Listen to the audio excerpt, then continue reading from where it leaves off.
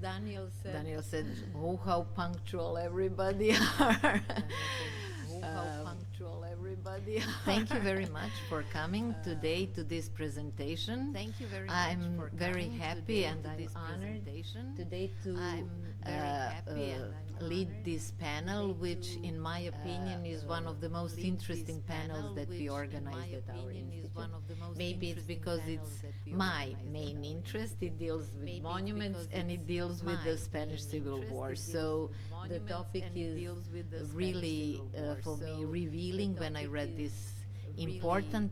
I called it Little Big Book because I understood after reading it how many new perspectives Danela Palacios Gонzалеса opened with this very important book.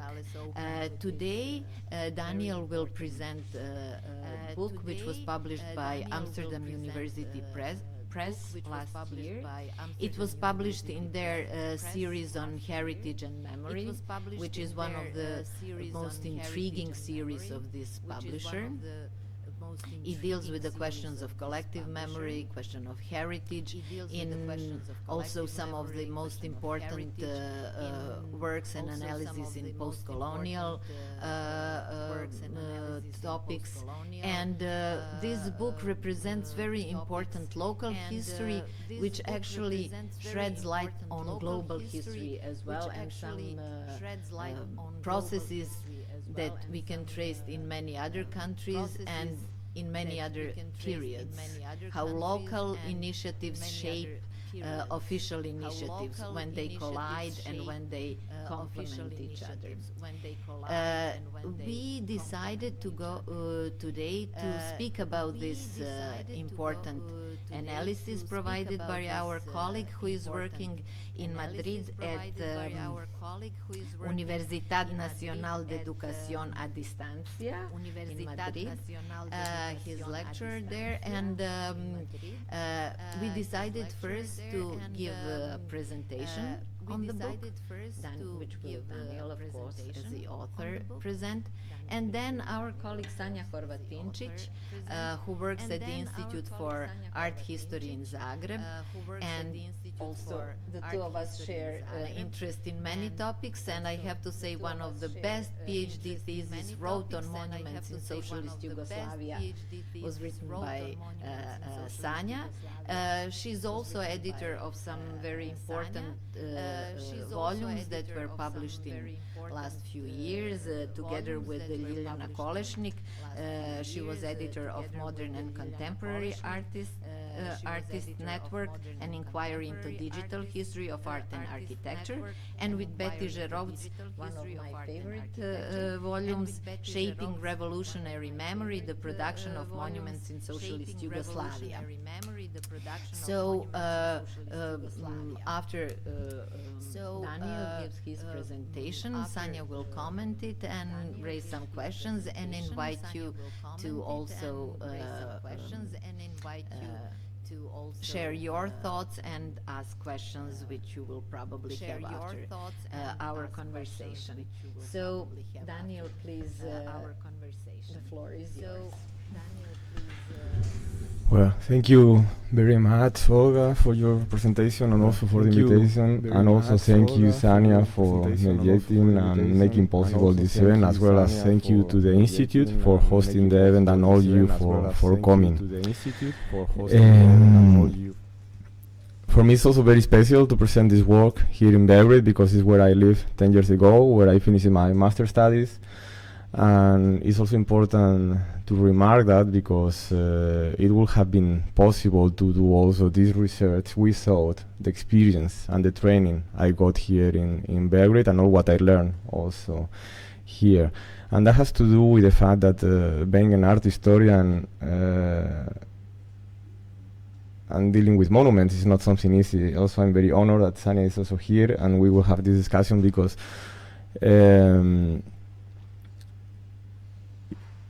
dealing with monuments is something that is somehow often neglected in our history, and there is a lack of theory, there is a lack of methodology, and somehow part of the challenge of addressing this topic was properly, theoretically and methodologically addressing it. Nevertheless, before going into that, as I'm an art historian and we are supposed to do art historian stuff, I would like to fulfill the expectations and to start with a painting of Italian Renaissance by Ghertino from 1618. That is a painting that represents the classical motto of Et in Arcadia Ego, that is this reference to this supposedly paradise or bucolic land that is Arcadia, a country where everything is sort of perfect, idyllic. Where nevertheless the presence of death is also there. This is something that somehow is also part of a reading of Virgil, not of Ovid, because Ovid was representing Arcadia, sort of barbarian land. Nevertheless, Virgil was creating this idyllic landscape in his Bucolica. And the idea of representing death and how death can interrupt our reality in these early representations of the topic of it in Arcadia Ego is very evident, very explicit. No, we just see the school with some shepherds realizing that even death is present in Arcadia. And somehow, why this image? Because this image somehow is the kind of way how the so-called victims of Francoism have been represented over the last few years in Spain, and I think also abroad, because it is even referenced by Ethno Traverso in his Nostalgie de Gauche, and how the images of Spanish anti-fascism now have been reduced to the idea of mass graves, skeletons, and so on and so forth. And these were the kind of images with which I somehow grew up in Spain, and that were somehow shaping the imaginary we have, my generation will have about this particular period of history. Nevertheless, I was much more interested in this other way of representing the same topic. That is a representation of this also Et in Arcadia Ego, but some decades later, in 1637, by Nicolas Poussin, where we don't see, in any case, a direct representation of the dead. Nevertheless, we know it's there, and why we know it's there, and it's interrupting the reality, this bucolic reality of the shepherds, because of the presence of this very well constructed, but very humble, small monument where we can read Et in Arcadia. And somehow for me this was crucial, because over the last years for academics and journalists, filmmakers, and so on and so forth, these kind of constructions that we have in Spain were absolutely ignored. I started a research on this topic back in 2018. It took me like several years, and especially like kilometers, no, several thousands of kilometers for just documenting, interviewing. Sorry.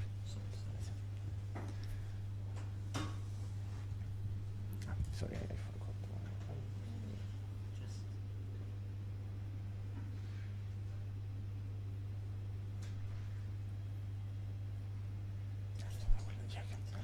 Perfect.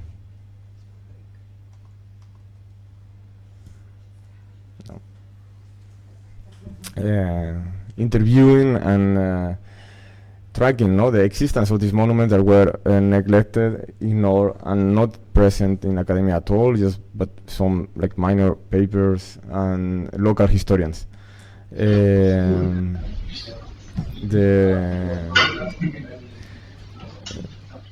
That's weird thing to record. That's interesting. So I developed a database tracking that there is at least 600 of them. I know probably if I will have time, there will be around the thousands of them. I managed to visit 100 of them, interviewing the people who campaigned for these monuments and so on and so forth. Therefore, practicing a sort of oral history for art history, oral art history, but also at the same time a sort of art history from below, because these monuments, as you will see, have not been produced by professional artists most of times, but local craft people.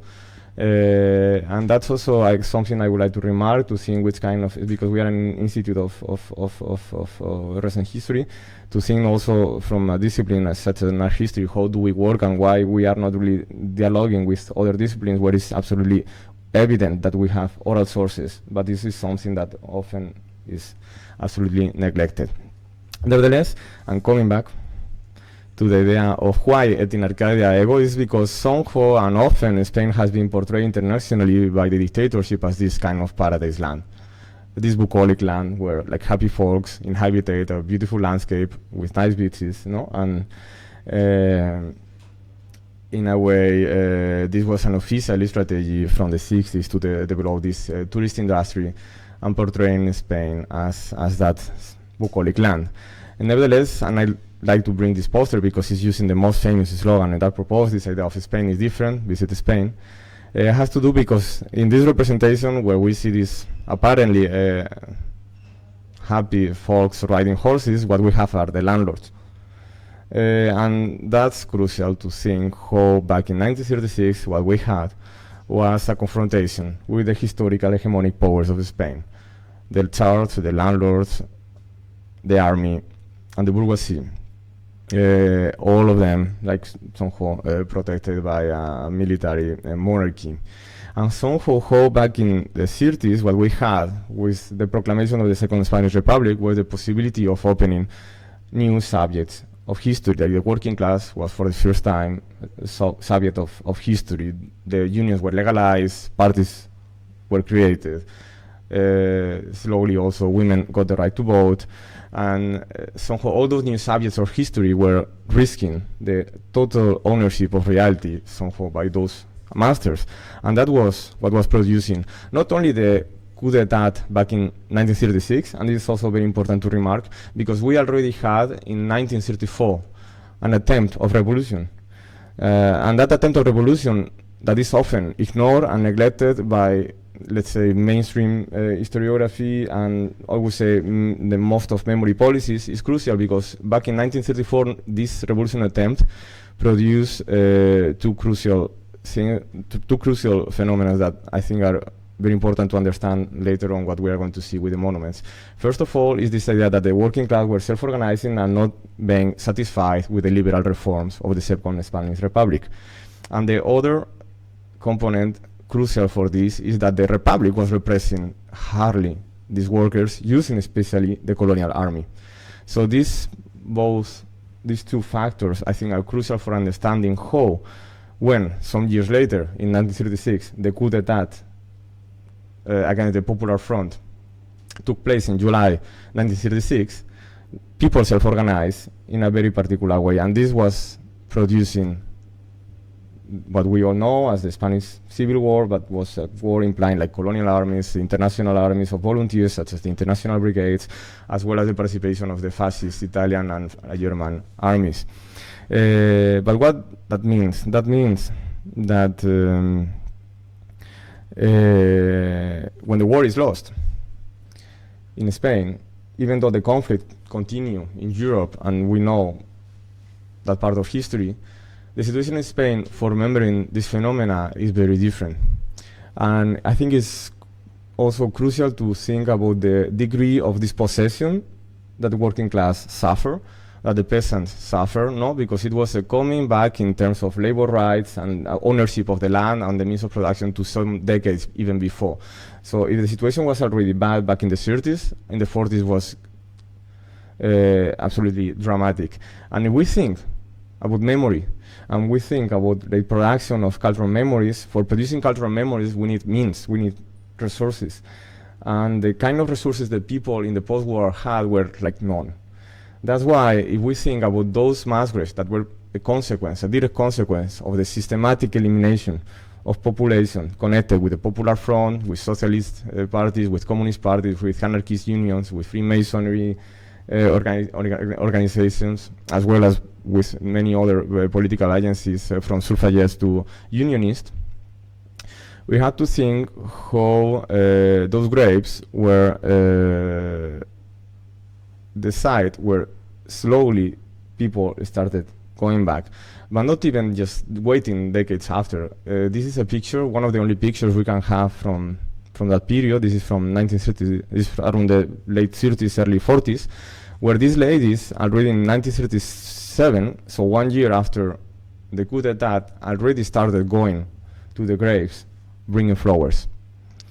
This was reported by the army. The army was going there, they were kicking them out of there, but they were very stubborn, coming back every year with the flowers, staying there the whole day of All Saints' Day around the mass graves. An experience that is quite unique, but is one of many I could track. Very difficult to track also because we are talking about oral history, no? So this is not tracked in documents, with the exception of these military reports, but it's a consequence of how, especially women, were coming back in this clandestine way to the graves. No, they were in places like Monte Estepa, like bringing flowers to the graves, hidden. No, because in the All Saints' Day also the army was establishing some posts in the nearby stations, so they could not approach the graves. So they will just cross the fields, and we have accounts of how the shippers would see some flowers suddenly somewhere where they were passing by before, and they were not there, no? But not knowing really who brought it. And those stories we can find them also in other places like in Oviedo or Toledo, or this is the case of Ocaña, where this is Teófila Raboso, and the story was on how her husband was murdered.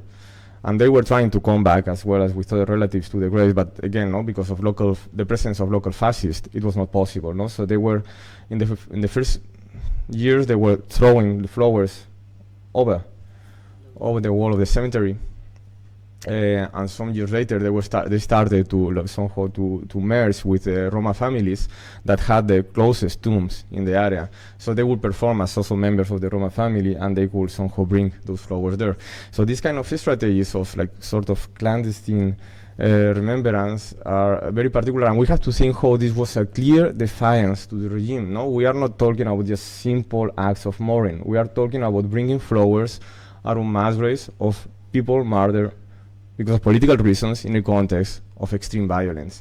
And not only extreme violence of repression, but also extreme violence of, I mean, we have to think also on how these years the resistance was still operating, no? Like, and especially in the decades after.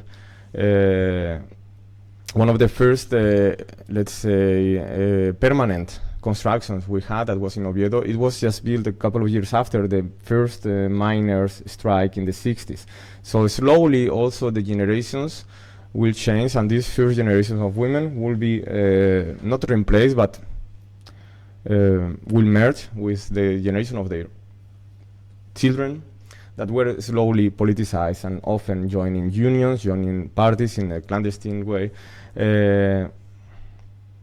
until we arrive to the 70s. That is a crucial moment because, as most of you will know, Franco passed away in the 75, but this, even though this is often celebrated actually indeed for our current government as the end of the dictatorship, many historians point that the dictatorship didn't end up in the 75 because the whole structure continued. He was, the head of the government was, the head of the state was hired by Juan Carlos de Borbón, King of Spain. And it took several years until parties and unions were legalized, elections were called, and somehow these kind of actions around, or public actions around graves started being possible. So even though Franco passed away in the 75, it will take like until 77, 78, 79 that these first actions happen, because still it was a context of extreme violence. Nevertheless, what will happen in this context, as you see, is the open commemoration around the graves in a very particular way. And I think this is one of the most excellent pictures for explaining that phenomena. It's a picture from the archive of the Socialist Party in La Carolina in North Andalusia, where we can see the two of the doctors of a murdered person, of a murdered socialist in this town. Fraternity and Liberty were their names. Fraternidad, Libertad y Fraternidad were their names. And we can see clearly, no, how this family presence is connected with the presence of flowers, no, as a very like vernacular, no, way of commemorating, but also, no, like marking exactly the limits of the grave, and at the same time in having this banner, no, with falling for freedom. Your comrades and relatives remember you. And this is something, a phenomenon that started happening massively in the 70s. That is also something that has been constantly hidden by mainstream memory studies in Spain, and especially by medias, journalists, and so on and so forth, because this happened in a very, very, very local level.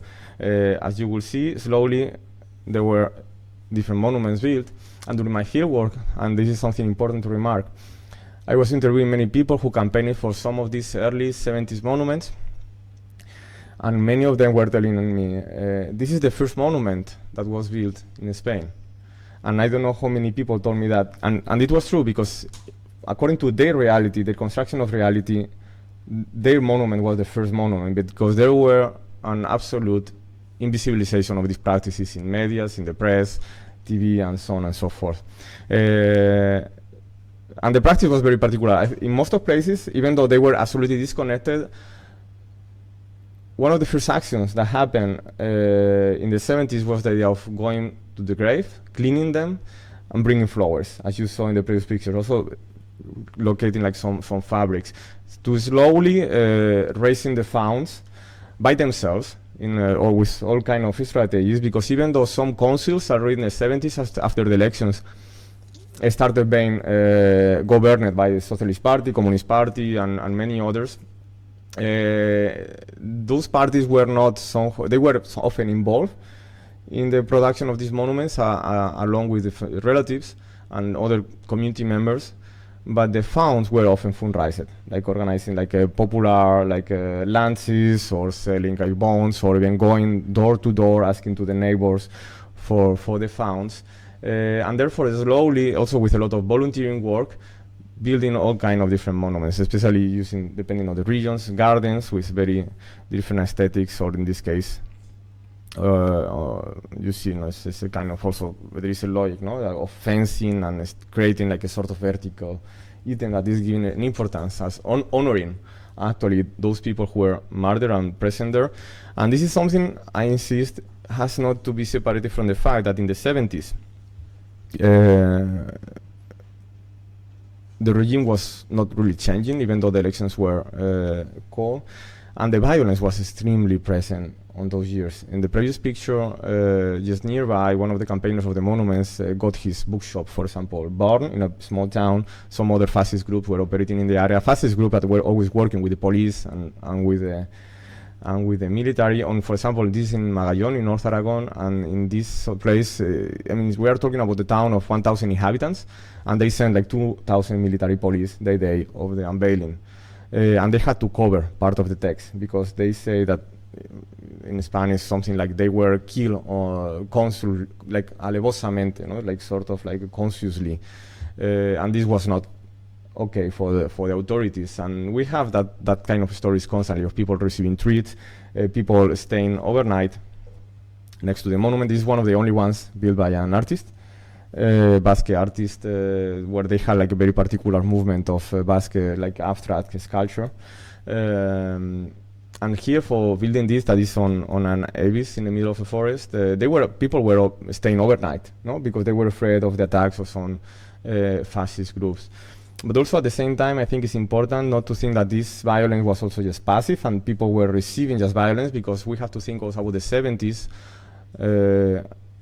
on some very important years also for the presence in Spain of urban guerrillas and other armored organizations like Grapo, FRAP, that were having a clear Republican memory, or ETA, that is this Basque nationalist organization, Marxist-Leninist back then, that actually killed the mayor of this town before making possible building the monument. So we have to think also how these monuments are not just, let's say, happy endings, but part of a very constant, open, and violent struggle back in the 70s. So people were really like risking many things when building them. At the same time, I'd like to emphasize in this idea of the volunteering work and this idea of self-organization. This picture that is also, I think, is the biggest monument from the 70s, was built in La Barranca, where you saw this first picture with the ladies standing next to the graves.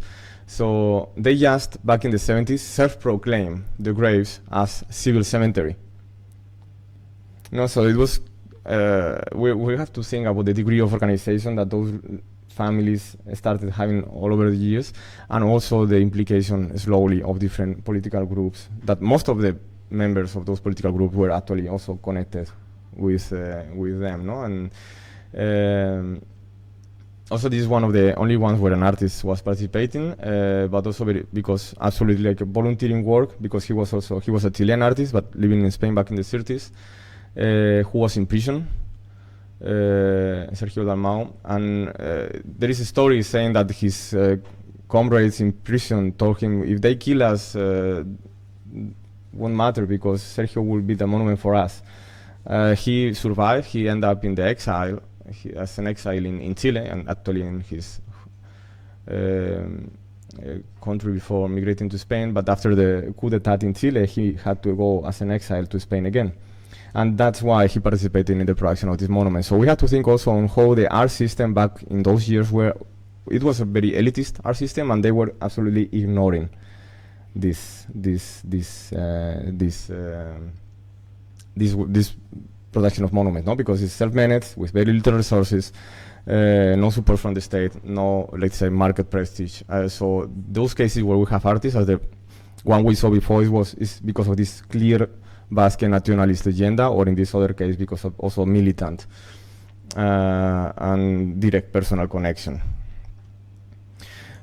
Just to show you some more pictures, because I think one of the crucial things of these practices is its heterogeneity, and also the particular aspect and all the intra-stories you can find in every single place, no? So it's something that for me it was also kind of challenging. I don't know how it worked, but trying to have like a choral or like collective narration of something where you can really like go into local stories and accounts and really get lost, no? Because every monument will have like all kind of ramifications and conflicts.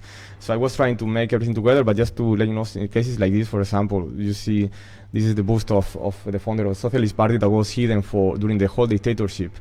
It was the bust of the founder of the Socialist Party, owned by the Socialist mayor of Salamanca and of Valladolid, and it was hidden by his daughter for the whole dictatorship and after the war after the dictatorship place in the monument, no? So it's this idea of also like really understanding even why the monuments look like is sometimes even impossible, no? Because not even a lot of people don't really know why it looked like that, or sometimes the decisions were made by local craft persons and therefore like opening all kind of possibilities, but just to show, you know, the heterogeneity, but at the same time I would say sharing in all cases, this in Galicia or this in Toledo, this idea of how in all cases they are given a sort of honor.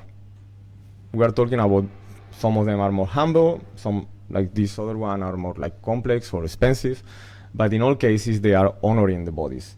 And this was something that was also done in those cases where, because of the location of the graves in like sort of middle of nowhere in the fields, those graves were exhumated, and then collectively those bodies were buried again together in a cemetery after a sort of also process of honoring them with singing like anthems like the Internationale or the Spanish Republic anthem, or and therefore again, no, very important emphasize in this idea of how those also exhumations that were minoritarian back in the 70s end up building monuments, and monuments that were extremely also politicized. So it was not just a family reaction, something I somehow developed a bit in the book, the idea that it's not a reaction according to tradition, like properly burying the bodies, but it's a clear defiance, no? Because often those bodies also were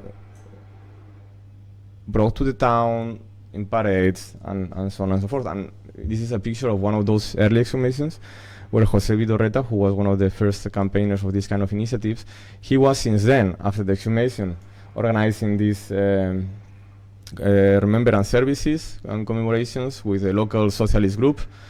And we can see him, no, singing in the Internationale with a radio cassette, no? And he was doing this every year since in the 70s, no? So it was not just burying his father, no? It was something more. So this place is important, no? Just to show pictures on how they still work nowadays, no? You have like these offerings, floral offerings, very politicized, but at the same time that connecting relatives with a lot of all kind of political organizations. Or cases like this were also like Jose Vidorreta, who was this person who is in the wheelchair. He was bringing, he was member of the Anarchist Union, and he was bringing with his comrades of the Anarchist Union in Sevilla the flowers under their coats, hidden, no? And since then, when they really managed to build a monument, organizing these events every 18th of July on the anniversary of the coup d'etat, inviting everybody by post, like with letters, even the president of the government, who of course never attended, but in a very stubborn way. And this is how we end up, just to finish with the situation now, with the 2000s. That somehow is opening a different way of understanding this kind of graves and understanding this kind of practices.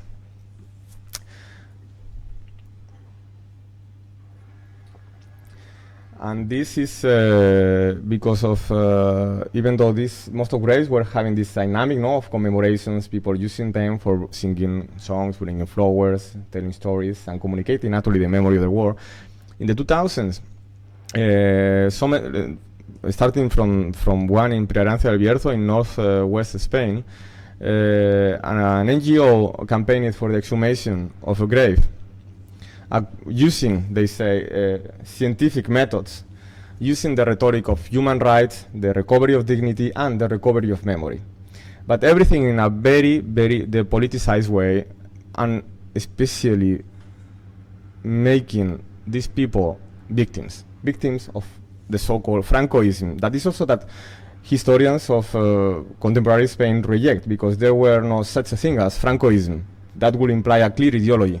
And Franco was a dictator, but he was the head of a network without a clear ideology. And somehow this idea of personalizing the whole responsibility of the crimes into his person and not into the system, and converting socialists, anarchists, communists, Freemasons, suffragettes, unionists into victims, was what came hand in hand with these exhumations, when the whole rhetoric suddenly in the country turned into talking about victims of Francoism, the necessity of restitution, and how these NGOs were campaigning for human rights, mixing something that I think is very interesting also, human rights with canonic rights. No? In the Catholic Church, there is this idea, the regulation, no? According to the Catholic law of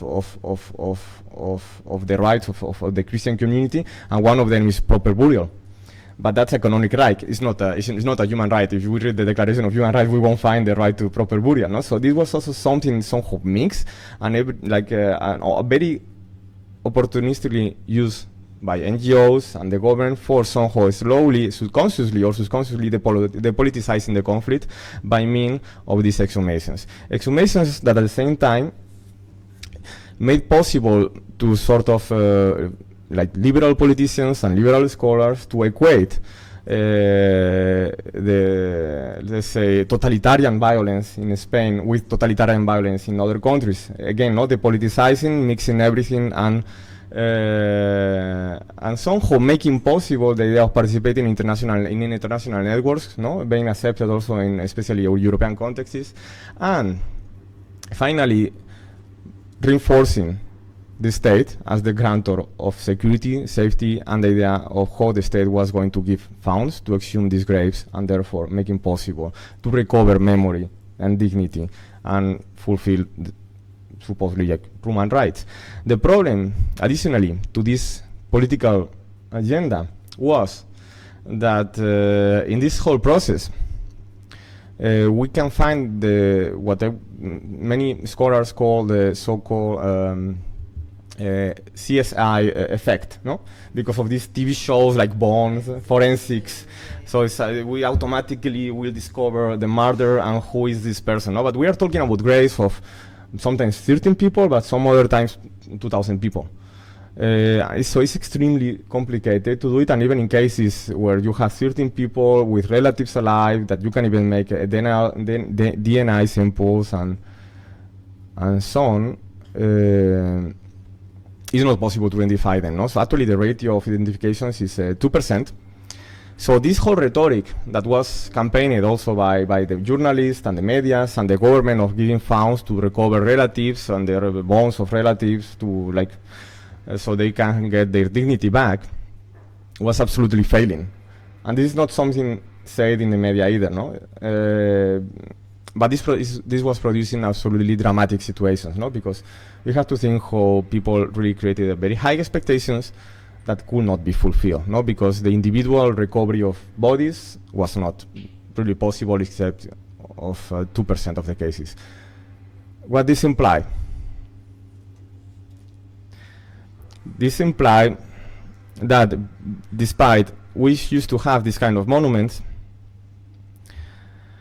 and the forensics somehow started doing their job, no? And I think this Francisco Echeverria, one of the most famous forensics, no? And I think it's a very interesting picture, no? Because we can see how, even though I will say forensics can absolutely conceal the importance of the monuments, some forensic teams, as this one, but mainly not because of the teams, but because of local campaigners, monuments were still again used for giving us, let's say, a final destination to these bodies. Despite, and I forgot to mention this, also during this whole process, some monuments have been destroyed to recover the bodies. And I think this is also crucial, no? To think about this area of how this forensic knowledge, no, this expertise is very hierarchical, no? It's this biomedic power is over popular knowledge, and the popular, let's say, practices around death and around the body that are extremely political, and so they are the forensic actions. So we can clearly see a sort of forensic iconoclasm, as I would say, in relation with this, but the drama is, as I say, no, the identifications are very low, and the situations, this is in Paterna in Valencia, where you have like around 2,000 people in different graves. After the exhumations, after destroying that monument, as we saw, the only solution that the council will give, according to the law, is that they have to be like buried again in the same place. No, so this is the situation, no, producing this like extremely like painful situations and kind of hilarious, no? Because then the government is funding recovering bodies, but the bodies cannot be delivered to the families, and then the monuments are destroyed, and nobody is going to provide them with monuments anymore. So people had to again like self-organize, and what I think is interesting is that we see sort of revival of very similar practices as we had back in the 70s.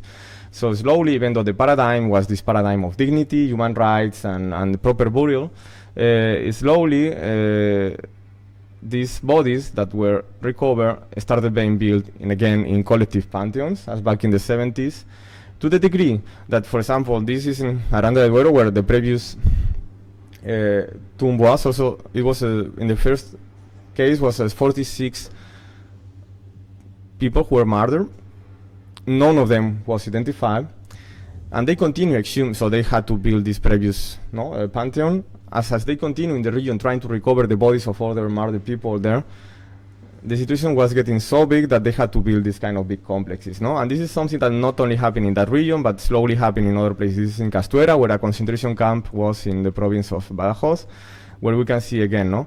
This is a big columbarium, no? Including all the bodies, but we don't really know who is whom, so the names are like in this annex, no? With these plates. But this also has to do a lot with the labor of historians. Because if we look at the monuments of back in the 70s, we don't have most of times the names, because the knowledge still was very unclear of who was where. And also we have to think also the connection of professional historians with many of these militant organizations and memory NGOs and relatives. Their labor was making possible, the work of historians was making possible these monuments will contain now the names of all of them. And slowly involving institutions. And this is also important to think how, because of the own structure of the Spanish state, not the government, let's say, the national government, but regional governments started developing their own policies. First of all, and as pioneering Catalonia, because of a clear regional nationalist interest and leading their own memory policies. Building a monument like this one in Camposines, where people from who died in the front of the Battle of Ebro will be buried, without really knowing who is there, no? But they include the names and they include the bodies in a collective way. Or this other one in the Basque country that has been also developed by the Basque government, or this other one campaigned by the some associations and the Malaga City Council, that is actually the biggest in the whole country, no? With this pyramid, again a clear reference to Freemasonry. Containing more than 2,000 bodies, none of them identified. No, so this is crucial. And another problem that started happening was when these graves also were trying to be found and not found. And again, no, because you can try to find the grave, even though you know it was in this place next to the road, not found there, and again a monument was the solution, because was again producing sort of site with honor, with some text, and it's a site also for organizing remembrance services. Or this other one, no, that is just not even one single place where the grave is not clear, but is next to Pamplona in la Sierra del Perdón, where the whole forest is full of graves, no? So this is the solution that was given there. Or this other one in Peñes, that is in Asturias, in the North Sea, in the north coast of Spain, where the bodies were actually not buried but thrown to the sea of some female unionist from this town, Candas. So as the bodies could not be found, what they built was this monolith nearby. Or even in cases where it could look like very clear that was in the cemetery, sometimes also cemeteries, because of these dynamics of speculations with the territory, no, that also the churches and city councils are often doing, no, removing bodies and throwing them to ossuaries. If you are not paying, we have to think also how, of course, who is paying for a mass grave. Therefore, many of those graves also disappear even inside those cemeteries, and like this gave the chance to some like local campaigners in Chiclana, in south of Andalusia, the province of Cádiz, to build this at the entrance of the cemetery, no, because they had the possibility of building it in a, let's say, better place than, or more visible place. Or this other one that, as they knew that the bodies were thrown into this ossuary, what they did was to monumentalize, let's say, the ossuary that was before like a wasteland.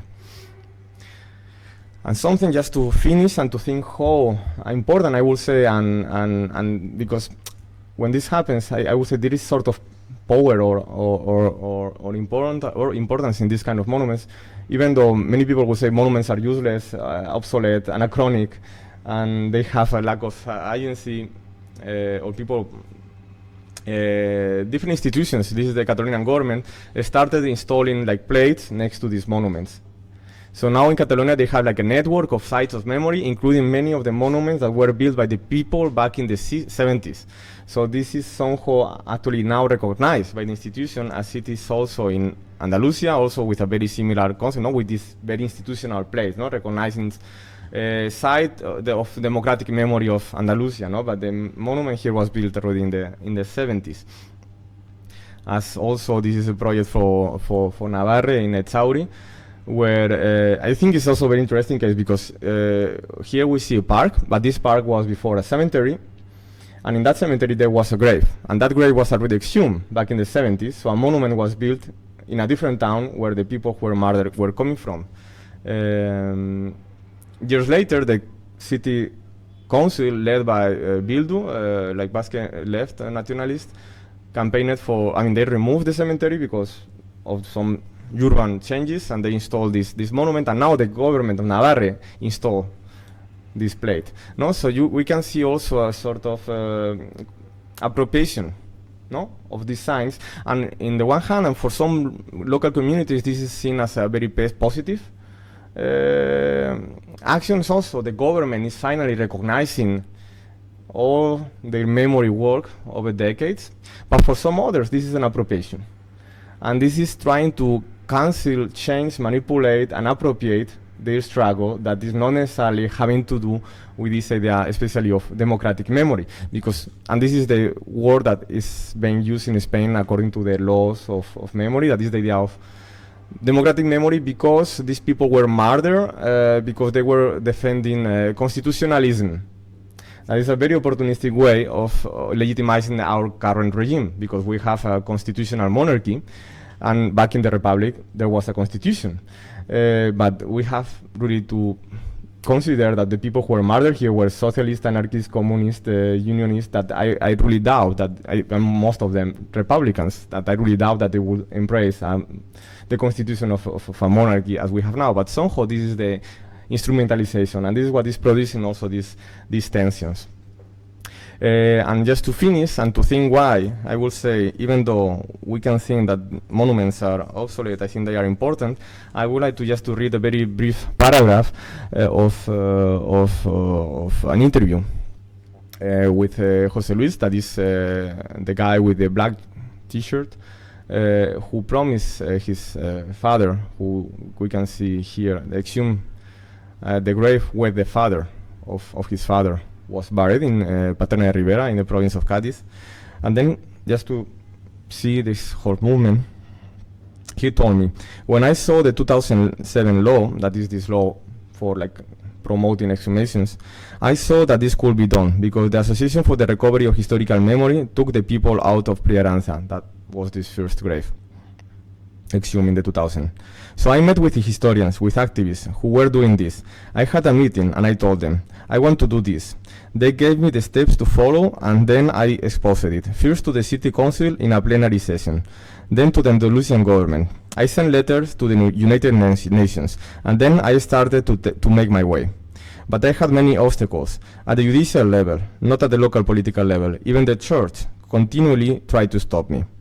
On Friday, 2 days before the unveiling, I was summoned by a prosecutor to stop the burial.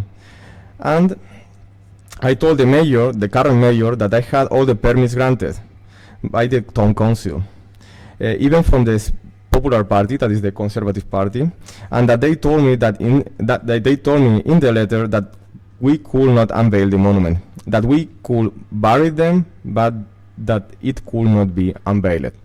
And this is, I think, very important, no? Because we see in this very short narration how he was influenced by this rhetoric, no? It started happening like from the 2000s, and how he ended up building a monument, no? That we can even see very clearly that this is not a very, let's say, liberal monument, no? In relation with this human rights rhetoric where the narration started. But also we can see how, even for the Conservative Party, it was perfectly okay to exhume the bodies and to bury them properly, but not with a monument.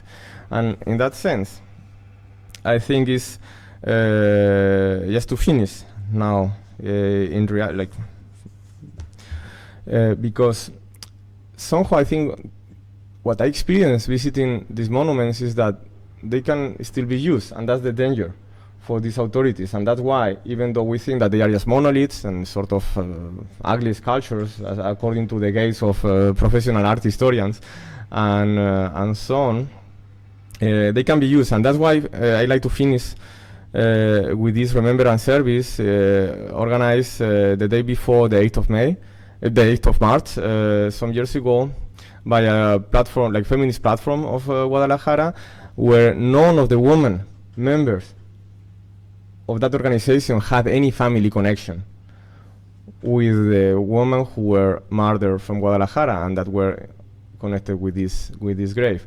Even the grave was already removed and the bodies were in an ossuary, but they have a monument. So they decided to install a new plate remembering them and somehow using the monument for their own agenda. And I like to read, just to finish this presentation, some part of their speech, no? So they were like even like reading their names and singing some songs and reading poems and playing music and reading how to all the murdered women who fought for freedom in the face of fascism, for you, for us, for all of us, together we are building the future. Even in the middle of the night, no one will stop us. Something that I somehow share with my colleague, Jose Maria Duran, with whom I'm publishing soon a new book on monuments that I would love also to share with you maybe in the next year. And he theorized actually all this experience talking about how monuments are actually available artifacts for political actions. So Duran wrote about these kind of practices. To speak of monuments around mass graves, we should not refer to the monument as a political practice or expression. Rather, we should refer to it as a political practice which deploys the monument as a strategic device or simply as an available artifact. Therefore, it is not so much the object which is important, but what happens to the people and communities involved in building these monuments to mass graves. That is, the social interaction and the forms of interpolation set in motion by these monuments. So maybe we can discuss it, as we, the three of us, work on monuments, but also many other topics. So thank you very much for your attention, and thank you all for answering.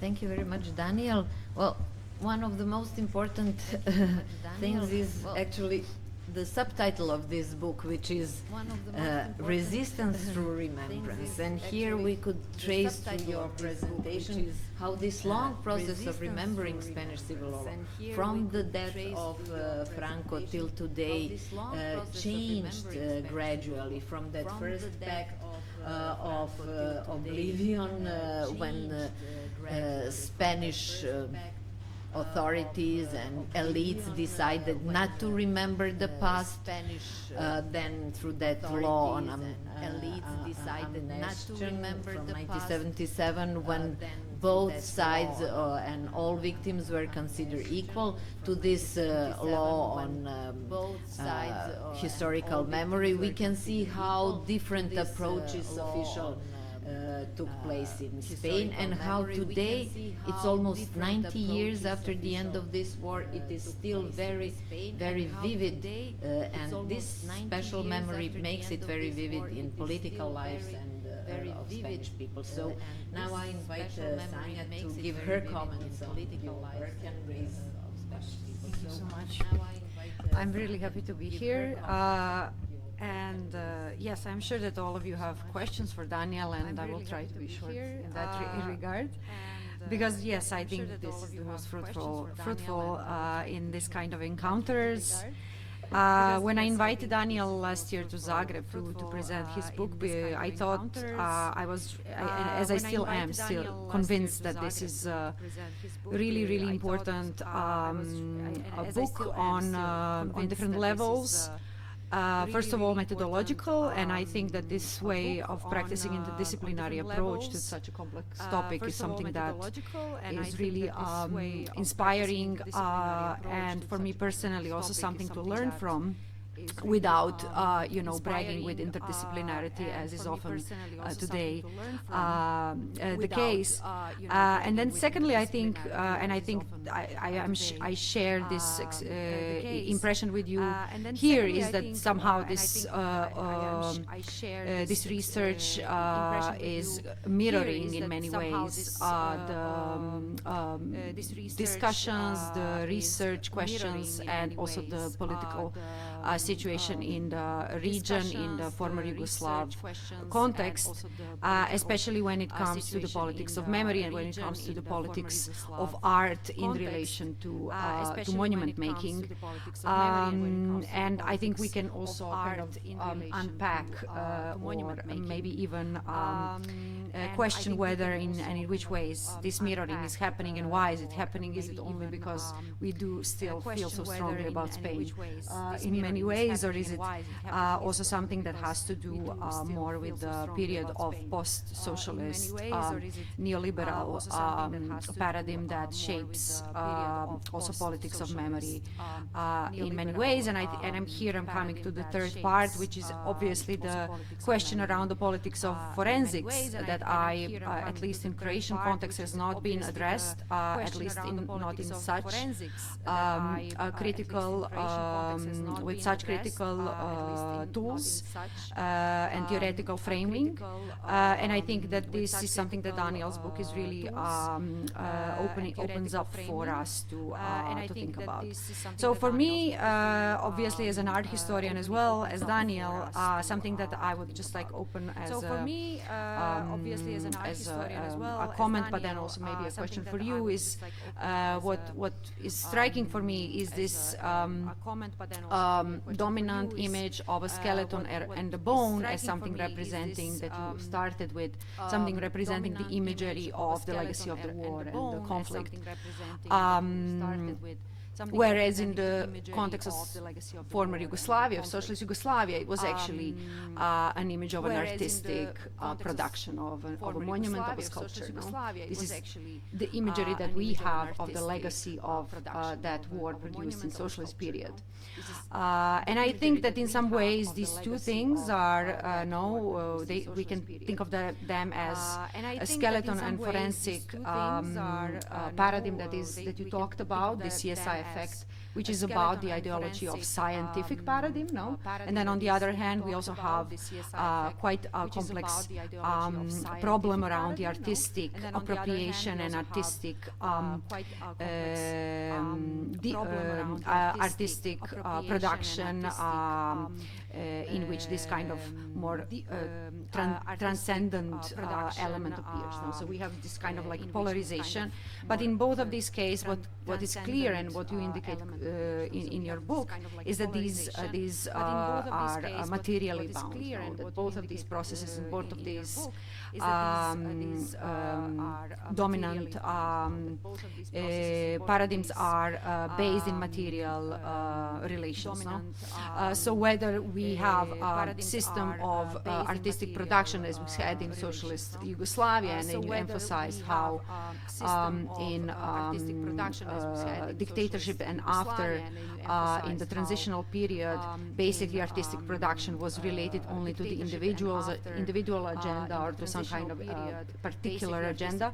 In socialist Yugoslavia, we really had a system that took care, in a way, of producing monuments through competitions, through public discourse, through creating something that was able to generate this kind of rich artistic production. No? So in that way, we see that the material preconditions are necessary to produce any kind of relevant artistic connection to this. No? But then on the other hand, there is a whole set of problems that is bound to the professionalization of artistic practice in these terms that we had in former Yugoslavia, and then also what happens after the political consensus is lost, as it was in the 90s in the former Yugoslav context, and what happens with these artistic products when they become very prone to political reappropriation or complete defamation. So in this way, yeah, I wanted you to kind of comment, and I also know that you are familiar now with Yugoslav context. So in this way, yeah, I wanted you to kind of comment, and I also know that you are familiar now with Yugoslav context. Comment on this tension. Yeah. If you can somehow. Thank you very much. Thank you very much, Olga, and thank you very much, Sania, for such careful reading of my work. That for me is always an honor, because it's important to remark also, I think Sania's work is, for me, as art historians working with monuments, we are very few. And I'm very glad of sharing space with excellent researchers on this topic, and I think this is crucial to think about. And starting from this idea of the forensics, that somehow is very connected with this idea of why these monuments also look like that, and they have been also neglected, and now they are being destroyed. Yeah, I mean, this idea of the tension, for example, between popular knowledge and scientific knowledge. I mean, I use David Le Breton work, Anthropology of Anthropologie du Corps et Modernité. I don't know if it is translated. I think it's translated to English. And somehow this tension is also translated politically, and this is why I think it's not even my extension, I would say, paranoia, I mean, that Etno Traverso in this account of this of this identity of the feet of the left, no?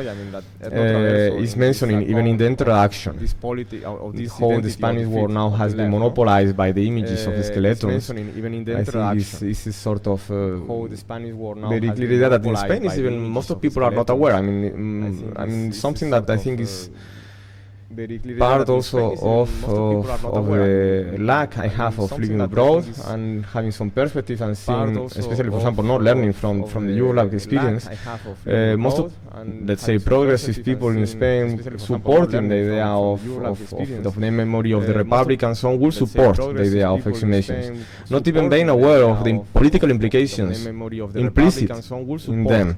That is not only this tension between popular knowledge and scientific knowledge, where we can clearly see a strong classism and sexism, because we think even about the traditional, I don't know how it's in Serbia, but if we think about the traditional caring of the dead bodies, this was a very female work, and if we see these early practices of monumentalization by means of stones and flowers, it's a very gender, emotional level, and if we see which kind of people are the forensics, are all high class or men.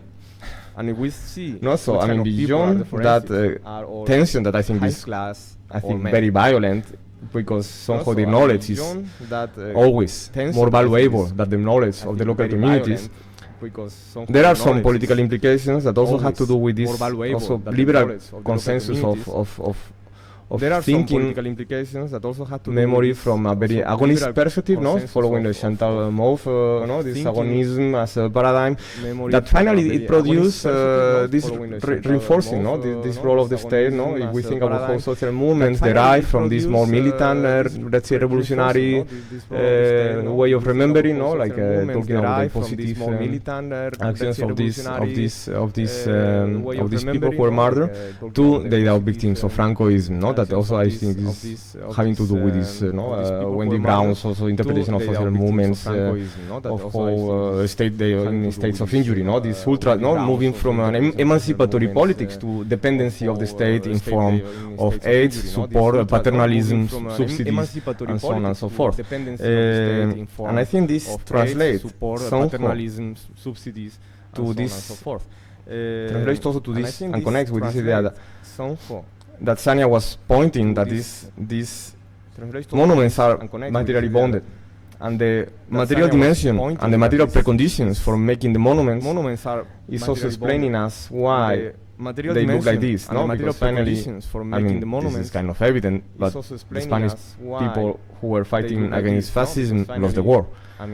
And the degree of this possession is something that, I mean, is still researched by contemporary historians, because it was really extreme, no? And if we really look at the family records of the people who are descendants of murdered people back in the 30s, the precariousness and the situation of poverty is still even reproduced nowadays, no? So the kind of monument that this precariousness and the situation people just in terms of direct narratives can produce is a precarious way of producing a monument.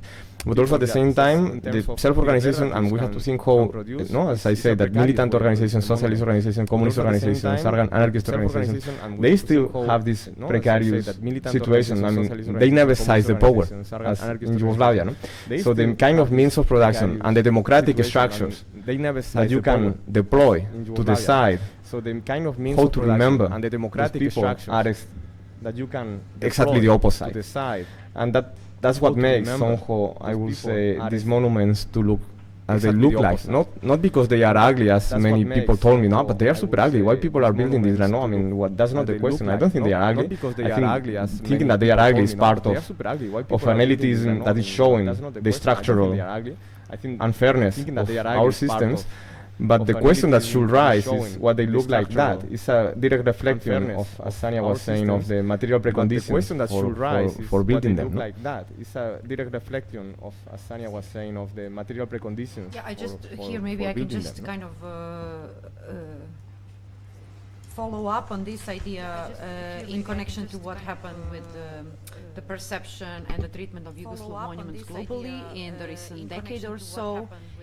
they really became kind of fetishized for their formal features, for their kind of closeness to the Western art canon, no, to this high modernist appeal. They even became part of some canonic Western institutions, and they even became part of, you know, surveys of the modern art, etc., etc.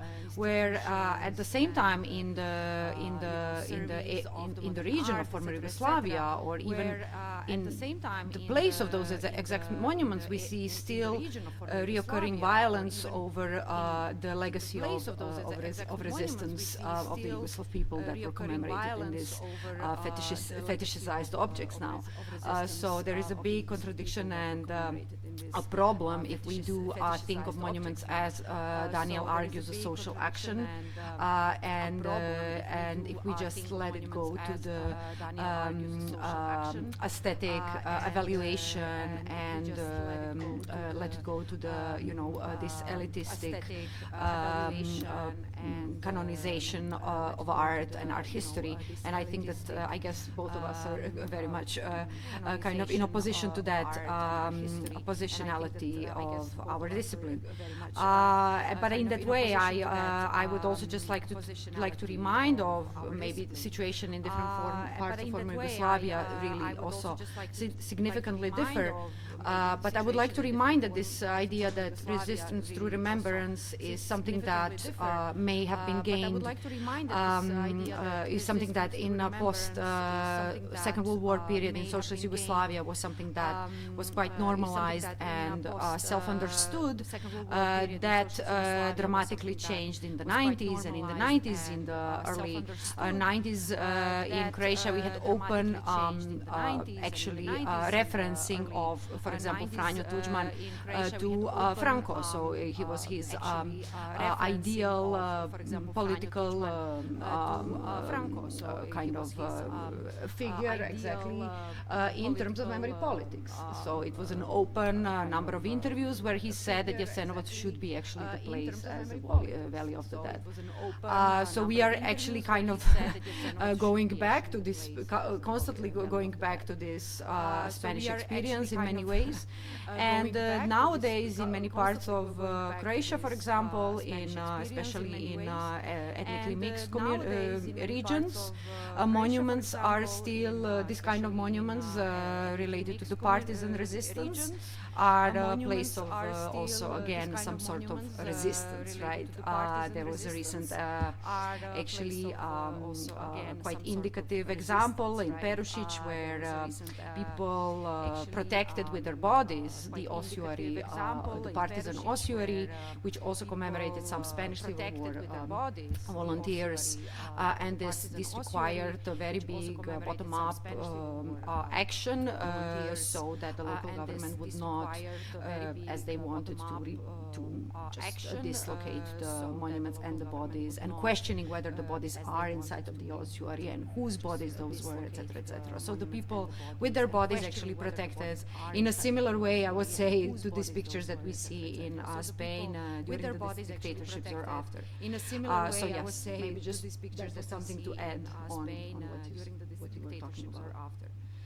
So yes, maybe just something to add. We should open floor. Yeah. We were talking a lot, so maybe some questions should be raised from the public. We should open floor. We were talking a lot, so maybe Dimitri and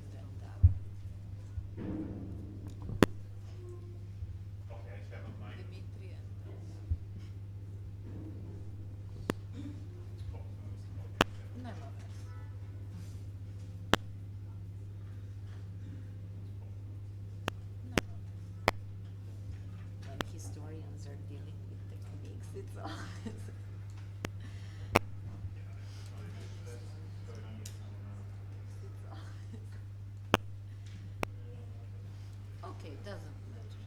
Yeah, maybe we can just turn this. Okay, doesn't matter.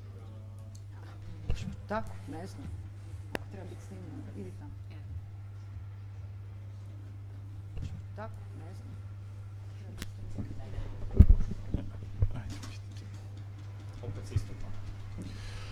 Okay, so first, thank you a lot for your presentation that was for me very inspiring. Thank you a lot. It's very interesting how that both public and personal culture of remembrance that both actually started in the same way in Spain and many places in Yugoslavia, such as Jasenovac, Šumarice, and Kragujevac, and so on, were actually those members of the families of the victims or the former inmates who survived were actually the first agents of memory who came there and bring the flowers or build some first very modest monuments, in the case of Kragujevac even during the war. But my questions are about something else. What actually was the role of this kind of culture of remembrance on mass crimes in a process of making and developing national movement, detached national identities, and separatism in some parts of Spain, such as Baskia and Catalonia? And what is the role in general of that remembrance today in Spain? So does it divide the people and the nation more, or it more connects them? The people and the nation more, or it more connects them? Well, thank you very much for the question. And thank you for your interest on my work, and I think that's a good question. I mean, I was not really developing that. I think that's I mean, because there are so many ramifications in this work that it's impossible to address them. I talk about that a bit in my book, and I think it happens both. I think it's very important to think how, and I think it's crucial, no, to think that if part of the, let's say, it's very important to think how it's crucial, no, to think political happenings of the 30s were the declaration of independence of Catalonia already in the 30s, political reintegration after even hours or a couple of days into Spain for producing, no, like a sort of federal status in relation with them, and these let's say statutes that were being drafted already in the 30s, so the Basque country, Galicia, as well as Catalonia could have their autonomy. There were a lot of presidents of those nationalist parties by then, and they were one of the main subjects of repression also by the fascists back in 1936. So if we think now how decades after memory policies have been developed, as well as and besides Republicans, socialist, anarchist, communist, unionist, and so on. Like as you saw in some of the pictures, Basque National, I think maybe I can even show. Can we? For example. Talking that there is at least 600 of them. I know probably. Yeah, for example, for example, these, I mean, this, you have Republican flags alongside like this Catalonian country's flag, no, that is this with or for example, this other one, also with the Catalonian flags. This was actually fundraised, but a lot of money came from the Catalonian government as a donation. And they made a copy of the same monument, and they placed it in front of the Catalan parliament in the early 80s.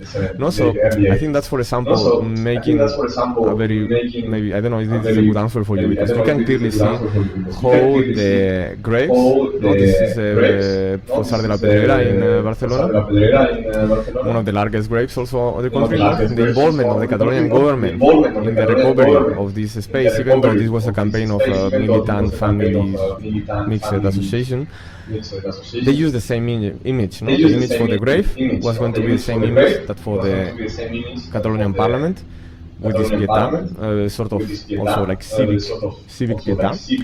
That again, no, plays with a sort of liberal consensus and liberal democracy that we have to think that is the mainstream Catalan, let's say, trend, no, in contrast with other nationalist movements.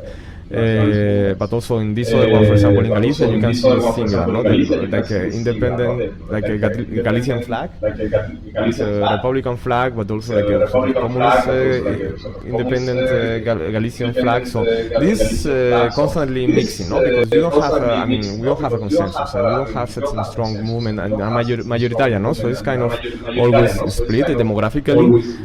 That's why, no? Even in the last, this referendum we had in Catalonia, no? More or less, finally, even though the majority voted for independence, if you see a kind of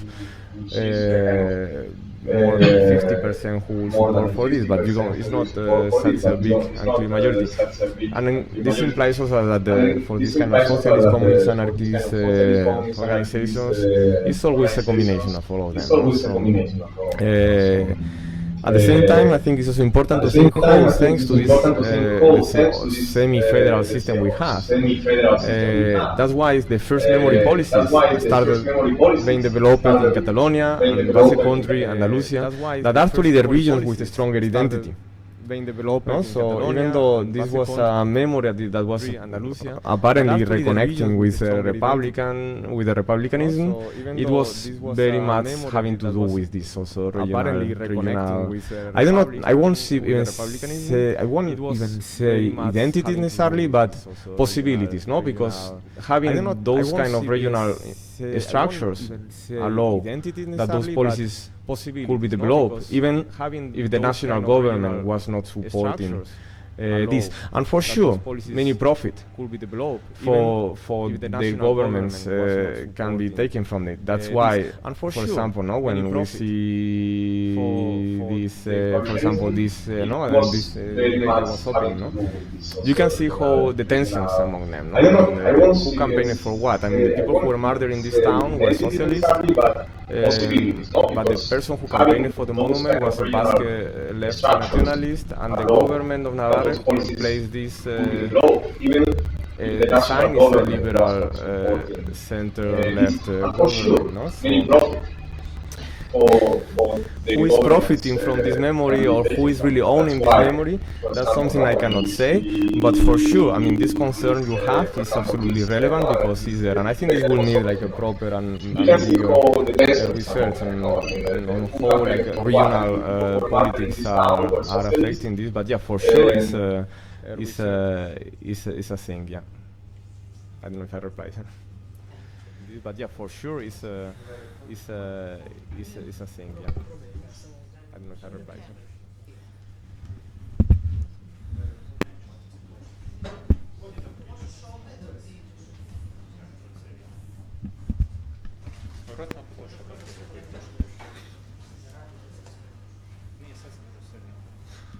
Well, first of all, thank you for the amazing lecture, and I would like to just ask you about the memorialist community in Spain, because you mentioned the Association for the Recovery of Historical Memory, which has this kind of liberal agenda, and I would like to ask about competitiveness, because we also have this Foro por la Memoria, which is a more leftist and more organization close to the Communist Party and the United Left. So how was this competitiveness translated into the mnemonic sphere and into the memorialization, building new monuments and exhumations?